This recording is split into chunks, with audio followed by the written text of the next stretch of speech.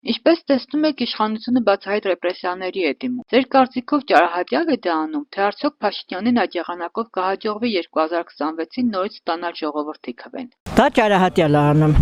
Ինքը հենց է անում, որ նորից 26 թվականին ինքը ընտրի, բայց արդեն բավական է։ Ինչքան ինքը ղեկավար նստեց, դա արդեն բավական է։ Մեզ ես էլի եմ ասում, հենց ղեկավարա պետքը, որ կարեն է երկիրը լավ ղեկավարի։ Ուզում տրվի։ Զարմանում եմ, որ ինքը դեռ նստել է իր տեղը։ Այդ իր տեղը չի։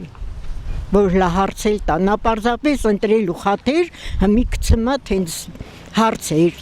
ժողովրդին զբաղացնի դեպի իրան հարցերը լուծելու։ Թե չէ ինքը որ խելոք լինի, իրա կրթություններ, իրա առաջ կդնի և այս ժամանակի հարցերն էլ կդնի իր առաջ, որ ինքը լուծող չէ այդ հարցերը։ Այս վիճակը մի քիչ պետք է մտածեն, որ փոխեն։ Մենք դարերից եկած ժողովուրդ ենք, գնում ենք դեպի դարեր, թող արգելափակոցներ չդնեն, ժողովրդին ցենց մի քանի հատվածի են բաժանել։ Ինքը չի հասկանում ինչ անում։ Այսինքն Իրան ղեկավարում են, ինքն է անում։ ով է ղեկավարում։ Ով պատահի։